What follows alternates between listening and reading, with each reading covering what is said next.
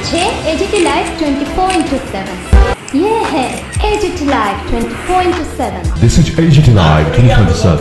প্ল্যান্টেশনে বাগানগুলো রুগ্ন হয়ে উঠছে এবং রাবার চা দুটোই স্কিম ওয়ার্কারদের এর প্রায় 1 লক্ষের উপর শ্রমিক তারা বাইরে কাজ না পেয়ে, ত্রিপুরা রাজ্যে কাজ না পেয়ে 1 লক্ষের উপর শ্রমিক তারা বাইরে চলে যেতে বাধ্য হয়েছেন। এটাই হচ্ছে আজকে ত্রিপুরা রাজ্যের বিজেপি সরকারের আমরা কি বলবো, এটাকে কর্মকুশলতা বলবো না তাদের অপদার্থতার জন্য এই অবস্থা তৈরি হয়েছে, এটা মানুষই বিচার বিবেচনা করবে। এই অবস্থায় দাঁড়িয়ে শ্রমজীবী মানুষের জীবন জীবিকা রক্ষার প্রশ্নে এবং আগামী দিনে শ্রমজীবী মানুষের লড়াই আন্দোলনকে যাতে আরো শক্তিশালী করা যায় তার জন্যে আগামী 10 এবং 11ই নভেম্বর ভারতের ট্রেড ইউনিয়ন কেন্দ্র বা CI2 16তম ত্রিপুরা রাজ্য সম্মেলন আমরা আগরতলায় সংগঠিত করতে চলেছি। এই সময়টাতে আমরা 10ই নভেম্বর ইদানিং কালের সর্ববৃহৎ সমাবেশে আমরা আগরতলায় মিলিত হব। সারা রাজ্য থেকে শ্রমজীবী মানুষ এই সমাবেশে উপস্থিত হবেন। আমরা আশা করছি হাজার হাজার মানুষ সেদিন আগরতলা রাজপথ সেখানে ভরিয়ে তুলবেন এবং আমরা বিশ্বাস করি যে ত্রিপুরা রাজ্যে আজকে যেভাবে বিজেপি তাদের যে অপকীর্তি, তাদের যে অপদার্থতা, তাদের যে দুঃশাসনের রাজত্ব তারা কায়েম করেছে, এর প্রতিবাদে শ্রমজীবী মানুষ ক্রমশ তাদের হাত থেকে আজকে সত্যিকারের শ্রমজীবী মানুষের মুক্তির রাস্তায় চলে আসছেন। সেই মানুষরা এই সমাবেশে উপস্থিত হয়ে এই সম্মেলনকে সফল করা এবং সমাবেশকে সফল করার ক্ষেত্রে 10ই নভেম্বর তারা রাস্তায় নামবেন এই বিশ্বাস আমাদের আছে এবং আপনাদের মাধ্যমে এই বার্তাটা সকলের কাছে আমরা আবেদন জানাতে চাই যে আসুন আগামী 10ই নভেম্বর প্রকাশ্য সমাবেশে অংশগ্রহণ করুন, শ্রমজীবী মানুষের সমাবেশে, এবং 10-11 দুদিনের যে সম্মেলন এই সম্মেলনকে সফল করার ক্ষেত্রে আপনাদের সকলের দিক থেকে আমরা সহযোগিতা প্রার্থনা করছি। সকলকে ধন্যবাদ। আপনারা সকলেই জানেন যে CI2 বা ভারতের ট্রেড ইউনিয়ন কেন্দ্র সারা ভারতবর্ষ এবং আমাদের এই ত্রিপুরা রাজ্যে শ্রমজীবী মানুষের জীবনে যে দুঃখ কষ্ট তা লাঘব করার জন্যে এবং শ্রমজীবী মানুষের মুক্তির উদ্দেশ্যে ধারাবাহিকভাবে CI2 লড়াই আন্দোলন সংগ্রাম সংগঠিত করছে। এই প্রেক্ষাপটে দাঁড়িয়ে আমরা লক্ষ্য করছি আজকে আমাদের দেশে কেন্দ্রের মোদী সরকার ব্রিটিশ রাজত্বে শ্রমজীবী মানুষ যে অধিকারগুলো লড়াই করে আদায় করতে পেরেছিলেন সেই সমস্ত অধিকারগুলো যেমন কেড়ে নিচ্ছে একদিকে, অপরদিকে স্বাধীন ভারতে মানুষের শ্রমজীবী মানুষের লড়াইয়ের ফলে যে দাবি যে অধিকার শ্রমজীবী মানুষ দেশের আদায় করেছিলেন সেই সমস্ত অধিকারগুলো কেড়ে নেবার লক্ষ্য নিয়ে 4টি শ্রম কোডের মধ্যে ভারতবর্ষের শ্রমজীবী মানুষের অধিকার প্রতিষ্ঠার জন্য যে আইনগুলো প্রণীত হয়েছিল শ্রম আইন, সেই আইনগুলোকে 4টি শ্রম কোডের মধ্যে ঢুকিয়ে দিয়েছেন। তার একমাত্র লক্ষ্যই হলো আমাদের দেশে A²M তাদের রাজত্বকে আরো বেশি প্রতিষ্ঠিত করা। আদানি, আম্বানি এবং মোদি তারাই হচ্ছেন আজকে আমাদের দেশ পরিচালনার একমাত্র শক্তি। তারাই ভাবছেন কিভাবে দেশটা চলবে না চলবে। স্বাভাবিক কারণে শ্রমজীবী মানুষকে আরো কতটা শোষণ করা যায়, শ্রমজীবী মানুষের জীবনকে কতটা দুর্বিষহ করা যায় তার লক্ষ্য নিয়ে তারা সকলেই কাজ করছেন।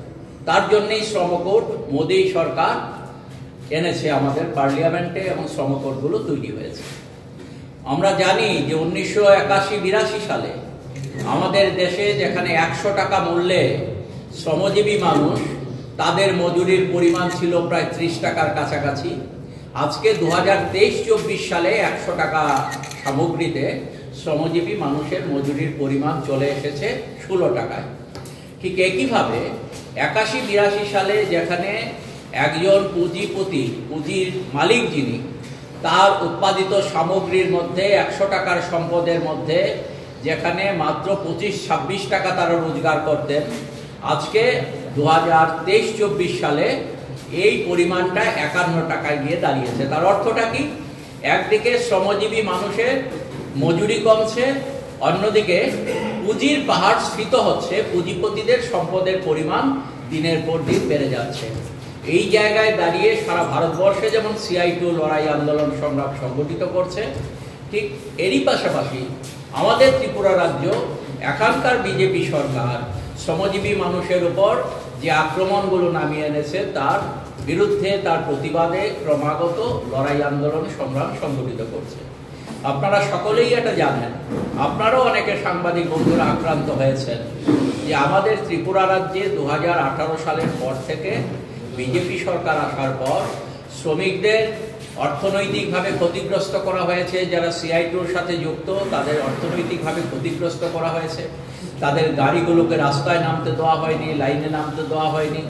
যারা বিভিন্ন ক্ষেত্রে কাজ করতেন তাদের সেই কর্মক্ষেত্র থেকে, দিনমজুর যারা কর্মক্ষেত্র থেকে তাদেরকে বের করে দেওয়া হয়েছে। বিভিন্ন জায়গায় যারা অঙ্গনওয়াড়ি কর্মী, আশা কর্মী, প্রকল্প কর্মী, অন্যান্য ক্ষেত্রে মিড ডে মিল ওয়ার্কার যারা আছেন তাদেরকে সেখানে ছাঁটাই করে দেওয়া হয়েছে। এমনি সমস্ত শ্রমক্ষেত্রগুলোকে আক্রমণের শিকার করা হয়েছে, শিকারে পরিণত করা হয়েছে। এবং আমাদের ত্রিপুরা রাজ্যে আজকে আমরা লক্ষ্য করছি যে শ্রমিকের কাজ কম। প্রতিটি বাজারে শ্রমজীবী মানুষ তারা দাঁড়িয়ে থাকছেন, তারা কাজ পাচ্ছেন না। তার একটা উজ্জ্বল দৃষ্টান্ত হচ্ছে যে আমাদের এই ত্রিপুরা রাজ্যে আগে যত ইটভাটা ছিল, এখন ত্রিপুরায় 100-র উপর ইটভাটা বন্ধ হয়ে গেছে। তার কারণটা কি? কারণ আমার ত্রিপুরা রাজ্যে এখানে না সরকারের দিক থেকে কোনো রকম উন্নয়নমূলক কাজ হচ্ছে, তার জন্য ইট কিনতে হচ্ছে না সরকারকে। অন্যদিকে বেসরকারি ক্ষেত্রেও মানুষ 10 বার চিন্তা করছেন যে তারা তাদের সেখানে বাড়িঘরগুলো তৈরি করার ক্ষেত্রে কোন জায়গায় আজকে সরকারে যারা আছেন তাদের পৃষ্ঠপোষকতায় যারা চলছেন এখানে ত্রিপুরা রাজ্যে বিভিন্ন ক্ষেত্রে, এই ক্ষেত্রে তারা আক্রান্ত হবেন, এই চিন্তা ভাবনাটা সেখানে আমরা মানুষের দিক থেকেও লক্ষ্য করছি। তার জন্য আজকে নির্মাণ শ্রমিকরা ত্রিপুরা রাজ্যে দারুণভাবে ক্ষতিগ্রস্ত। আগে আমরা দেখতাম ধারাবাহিকভাবে CI2 লড়াই আন্দোলন সংগ্রাম সংগঠিত করছে।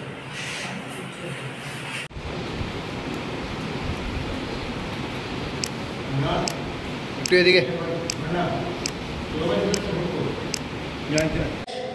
ধীরে ধীরে কোথায় সমস্যার সমাধান করবে সাম্রাজ্যবাদী শক্তির কাছে আত্মসমর্পণ করছে।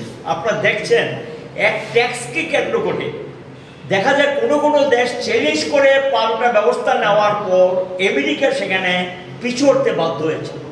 আর আমার দেশে প্রধানমন্ত্রী 50% ট্যাক্স চাপিয়ে দেওয়ার পর আমেরিকা চুপ।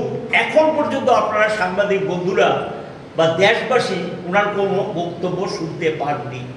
কি গোপন রহস্য, কি গোপন আকার, কি গোপন সমঝোতা, যে সমঝোতার জন্য প্রকাশ্যে কথা বলছেন না, কথা চুপ করে বসে আছেন।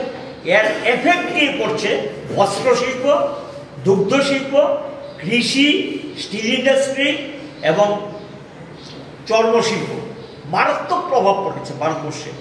প্রায় এক্সপোর্ট বন্ধ হয়ে গেছে। এতে ভারতের যে ডলারের যে ভান্ডার, এই ভান্ডারও কিন্তু টান করবে। আর্থিক ব্যবস্থাপনা প্রচণ্ড সংকটে গিয়ে পড়বে। এই যে জায়গাগুলিতে এখান থেকে বিদেশি, আমরা যখন বিদেশি বিক্রি করতাম তার থেকে আমাদের রাজ্যে দেশের ডলার আসতো। এই পরিস্থিতি তৈরি করেছে। আজকে এটার বিরুদ্ধে যদি চায়না চ্যালেঞ্জ করে দাঁড়াতে পারে, অন্য দেশগুলো চ্যালেঞ্জ করে পাল্টা ব্যবস্থা নিয়েছে, ভারত কেন পাল্টা ব্যবস্থা নেবে না? ভারত কেন চুপ করে বসে আছে? উল্টো সেখানে আমরা দেখছি ইউনাইটেড কিংডম ইউকের সঙ্গে একটা চুক্তিতে আবদ্ধ হয়েছে। এই চুক্তি তো আরও ভয়ঙ্কর এবং এটাতে গিয়ে বলেছে যে ফ্রি ট্রেড, অর্থাৎ এখানে কোনো ট্যাক্সেশন থাকবে না এবং তার ভিত্তিতে ফ্রি ট্রেড করতে পারবে। তাহলে আমাদের দেশে এই ফ্রি ট্রেড যদি করে, এটা কৃষি ক্ষেত্রে অলরেডি প্রভাব পড়ে গেছে। মাছ চাষ থেকে শুরু করে সামুদ্রিক যে মাছ টাছ যেগুলো রপ্তানি হতো, এটার মধ্যে মারাত্মকভাবে প্রভাব পড়ে গেছে। এবং এই পরিস্থিতি যদি চলে, কোটি কোটি বেকার যেমন তৈরি হয়েছে, নতুন করে এই ট্যাক্সেশনের যে যুদ্ধটা, এই যুদ্ধ ক্ষেত্রে সেখানে গিয়ে ভারতে আরও কোটি কোটি কোটি লোক সেখানে কর্মহীন হয়ে পড়বে, আর্থিক ব্যবস্থাপনা আরও বেশি দুর্বল হয়ে যাবে, সংকট আগামী দিন অপেক্ষা করছে। আমরা সম্মেলনে এই বিষয়গুলি নিয়ে প্রাধান্য নিয়ে আলোচনা করতে চাই, গোটা দেশে লড়াই সংগ্রামে কীভাবে আমরা সৃষ্টি করতে পারি।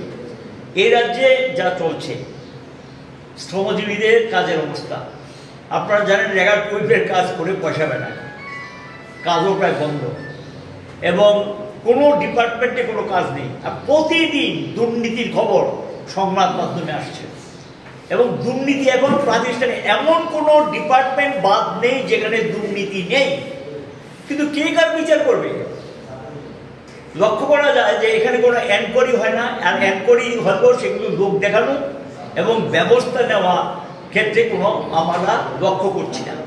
এবং এই দুর্নীতি যদি চলতে থাকে, এই দুর্নীতিতে পরিস্থিতি আরও ভয়ঙ্কর দিকে যাবে, এবং দুর্নীতি বন্ধ হওয়া উচিত। এবং এটা আজকে বিজেপি যখন দিল্লিতে ক্ষমতা এসছে, আমাদের দেশের দুর্নীতি আগেও ছিল, কিন্তু এত প্রকল্প, এত ভয়ঙ্কর রূপ দুর্নীতি আগে ছিল না। এখন তো দুর্নীতি বাদ যারা লুটেরা যারা দেশের, সে কয়েকটা পরিবার, আদানি, আম্বানি, আদিত্য বিড়লা এবং তার সঙ্গে আছে টাটা, এই সমস্ত অর্গানাইজেশনগুলোকে আমরা বলি লুটেরা, এবং এদের কোনো সমাজসেবার দৃষ্টিভঙ্গি নেই, দেশটাকে লুটপাট করছে।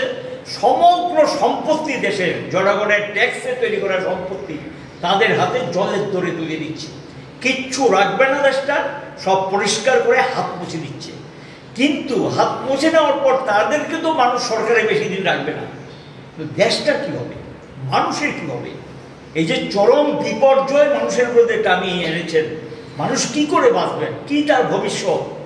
কাজে এই ক্ষেত্রে আমরা বলবো, কি দল করেন সেটা পরের প্রশ্ন, আগে দেশটার কথা ভাবেন, নিজের পরিবারের কথা ভাবেন, নিজের ছেলে মেয়ের কথা ভাবেন, এবং ভবিষ্যৎটা চিন্তায় করে আপনারা সবাই মিলে এই প্রচেষ্টাকে যদি না রোখা যায়, তারা যেই মানে অবস্থায় চলছে এটাকে যদি না আটকানো যায়, এই দেশের অবস্থা থেকে বের করা। আমরা মনে করি শ্রমিক শ্রেণী, কৃষকের যৌথ আন্দোলনের মধ্য দিয়ে আমরা আমাদের দায়িত্বপূর্ণ ভূমিকা পালন করব।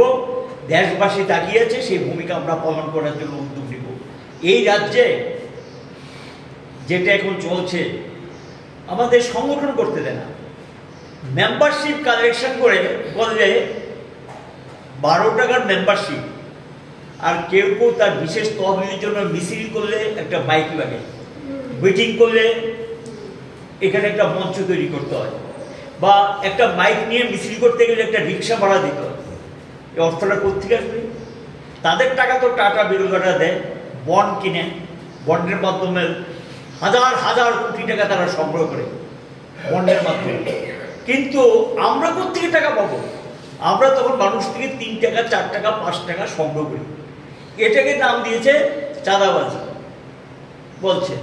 তো এটা চাঁদাবাজি যদি হয়, তো তোমরা কি করছো তাহলে? তোলাবাজি। তাহলে এই যে তোলাবাজিটা তোমরা করছো, এবং সেই তোলাবাজি তোমরা তো তাদের মেম্বারশিপ আমি শুনেছি 300 টাকার উপর, আমাদের সিআইটির জন্য মেম্বারশিপ 12 টাকা, 14 টাকা এরকম, কেউ কেউ 10 টাকা বছরে, আর তাদের মেম্বারশিপ তো শুনেছি আমি 300 টাকার উপরে কোনো কোনো ক্ষেত্রে। এবং সেই জায়গায় গিয়ে তাদের মিটিং লড়াই সংগ্রামে পয়সা দেয় টাকা বিরোধীরা, তাদের পার্টি করা, তাদের সংগঠন করা পয়সা দেয় তারা, কারণ তাদের বন্ড সংগ্রহ করে। তো আমরা তো বন্ড সংগ্রহ করি না, আমরা সাধারণ যারা সংগ্রামী লড়াকু মানুষ তাদের কাছে গিয়ে হাত পেতে 5-10 টাকা সংগ্রহ করি। এটা নিয়ম মাঝে মধ্যে উদ্ভট কথাবার্তা বলছেন, উদ্ভট সমস্ত যুক্তি দেখাচ্ছেন। কাজেই এই যুক্তি এগুলো কোনো অবস্থাতেই সমর্থনযোগ্য না। আমরা মানুষের পাশে আছি, মানুষ এটা বুঝে, মানুষের লড়াই সংগ্রামে আমরা দায়িত্বপূর্ণ ভূমিকা পালন করার জন্য সেটা আমরা চাই, মানুষ এটা সমর্থন করে। এখানে গিয়ে একটা জিনিস আপনাদের দৃষ্টিতে আমি যেটা নেব, পরিবহন ক্ষেত্রে অবস্থা ভালো না, প্রচুর ছোট গাড়ি উঠে গেছে এবং বড় গাড়ি কিছু কিছু বন্ধ হয়ে গেছে। তারপরে গিয়ে আমরা লক্ষ্য করছি প্ল্যান্টেশনে বাগানগুলো রুগ্ন হয়ে উঠছে, এবং রাবার, চা দুটোই। স্কিম ওয়ার্কারদের দীর্ঘদিন বেতন পায় না, কেউ কোনো ক্ষেত্রে আর বেতন বাড়ানো হয় নাই। 40,000 স্কিম ওয়ার্কার আছে, যেগুলো 3টা সেক্টরে বুঝছি আমরা। এটা যদি চলতে থাকে অবস্থাটা কী দাঁড়াবে, এবং এইগুলি আমরা সম্মেলনে প্রাধান্য দিয়ে আলোচনা করব। আমরা সম্মেলনে প্রকাশ্য সমাবেশ করার জন্য আমরা বহু আগে 2 মাস আগে একটা দরখাস্ত দাখিল করেছিলাম ত্রিপুরা স্পোর্টস কাউন্সিল। এটা হলো গিয়ে সম্ভবত আস্তাবল ময়দান, আস্তাবল ময়দান মানে বিবেকানন্দ, স্বামী বিবেকানন্দ ময়দানে আবেদন আমরা করেছিলাম যে এই ময়দানটা আমাদেরকে ব্যবহার করতে দেওয়া হবে। তারা আমাদেরকে জানিয়ে দিয়েছে এটা দেওয়া যাবে না। আমরা যখন পার্সু করলাম তখন বলবো সামনে এখন যে মঞ্চটা আছে, কি একটা ইয়ে চলছে সেখানে, সম্ভবত একটা ওই ইন্ডাস্ট্রি কি ফেয়ার চলছে, ওই মেলা জাতীয় একটা কিছু চলছে। বলছে যে এই জায়গাটা বাদ দিয়ে মঞ্চের যে সামনে একটু অংশ আছে ওই অংশটাতে করতে চাইলে আমরা বিবেচনা করতে পারি। এটা তো সম্ভব না, এখানে কত লোক জায়গা হবে। তো সেখানে দাঁড়িয়ে রাস্তাঘাট বন্ধ একটা অবস্থা তৈরি হোক, সেটা তো আমরা চাই না। পরে গিয়ে আমরা বিকল্প হিসাবে আমরা বলেছি যে আমাদেরকে রবীন্দ্র ভবন থেকে ওরিয়েন্ট চৌমুহনী পর্যন্ত যেটা, এটাকে ব্যবহার করতে দিই।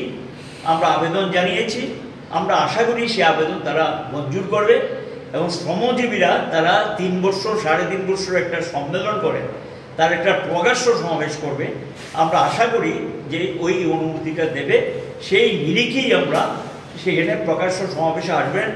CI2-র সর্বভারতীয় সাধারণ সম্পাদক XMP এবং CPIM-এরও politburo member Tapan Sen, এবং থাকবেন মানিক সরকার, এবং থাকবেন জিতেন চৌধুরী বিরোধী দল নেতা, এবং CI2-র সেক্রেটারি প্রেসিডেন্ট আর আমাদের ওয়ার্কিং উমেনের কনভেনার এই প্রকাশ্য সমাবেশে বক্তা হিসেবে উপস্থিত থাকবেন। আমরা 12টার সময় জমায়েতের সময় দিয়েছি, 10 তারিখ 12টার সময়, অর্থাৎ 10ই নভেম্বর 12টায় আমরা প্রকাশ্য সমাবেশের সময় জানিয়ে দিচ্ছি। আপনাদের মাধ্যমে আবেদন জানাবো শ্রমজীবী জনগণ যাতে এই সমাবেশে অংশ নেন, এবং রাজ্যবাসীর কাছেও আবেদন জানাবো যে এই সম্মেলনকে সফল করে তোলার জন্য সাহায্যের হাত যাতে বাড়িয়ে দেয়।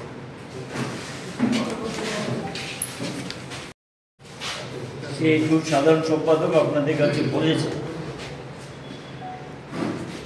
CI2 একটা বিশ্বস্ত সারা ভারতবর্ষের শ্রমজীবীদের সংগঠন।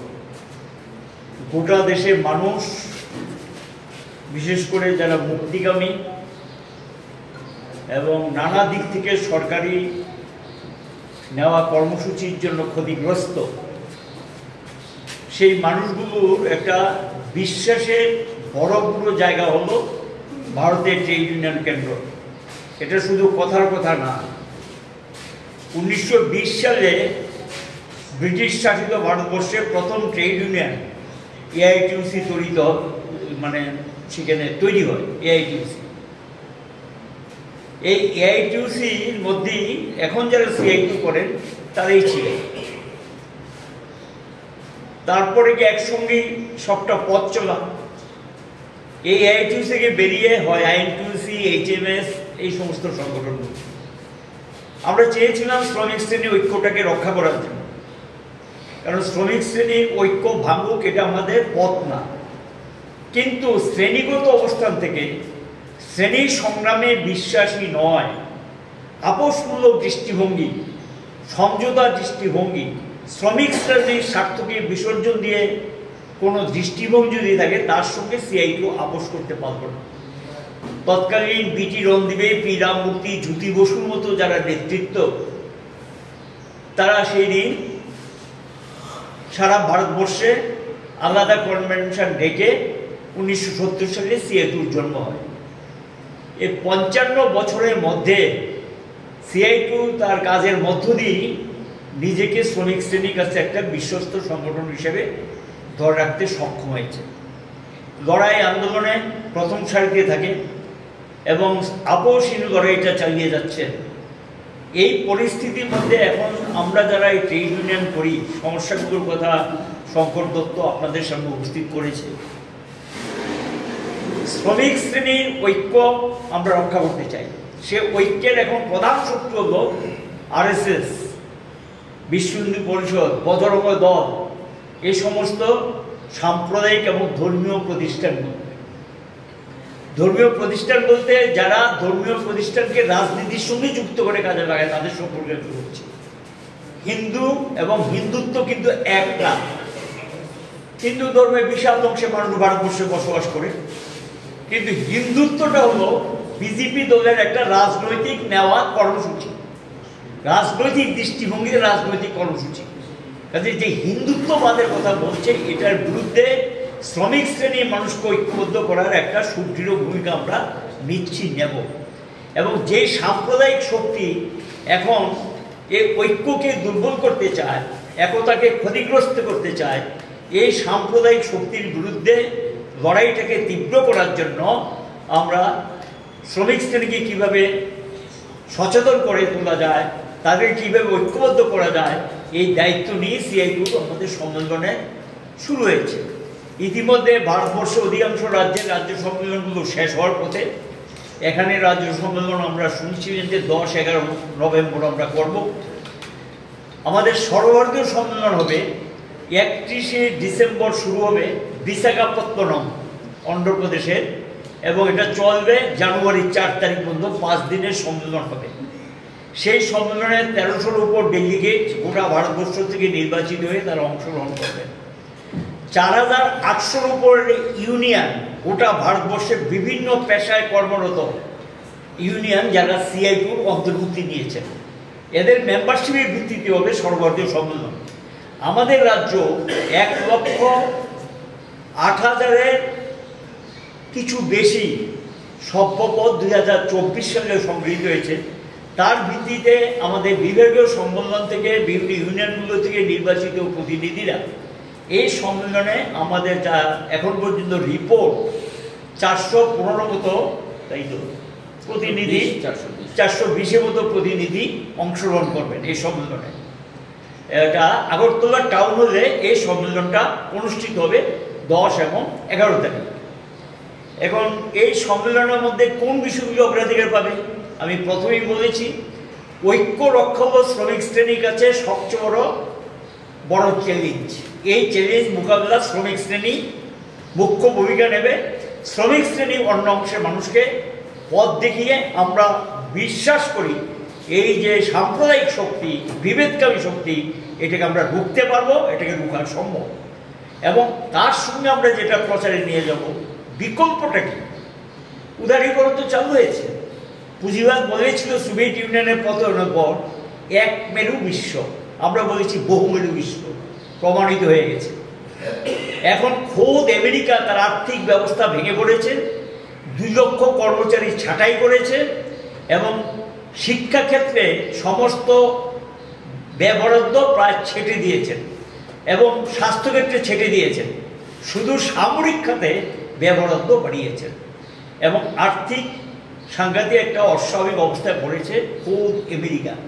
পুঁজিবাদের যারা পথ দেখায় উন্নত দেশগুলো, সেই সমস্ত দেশও আজকে প্রায় আর্থিক ব্যবস্থাপনা ভেঙে পড়েছে, বিরাট সংগ্রাম চলছে, পরিবর্তনও সূচিত হচ্ছে।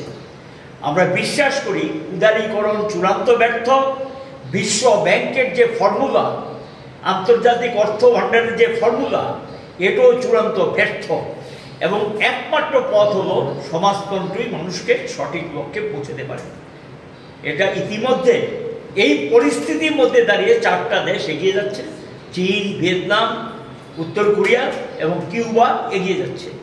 কাজে এই সমাজতন্ত্রকে আরও বেশি প্রচারে নিয়ে যাওয়ার নতুন যুব সমাজ, ছাত্র সমাজের কাছে বিকল্প একমাত্র সমাজতন্ত্র, এই দিশাটা আমরা নিতে চাই। এটাকে সামনে রেখে আমরা লড়াইটাকে তৈরি করতে চাই। এবং এখানে শুনছিলেন শ্রমকোড সম্পর্কে, আর বৈধব্যটা কি? সবই তো করে ফেলেছে এবং কোথায় নিয়ে গেছে? আপনাদের রাজ্যে 2টো আইন পাশ করিয়ে নিয়েছে এই ত্রিপুরাতে বিধানসভায়।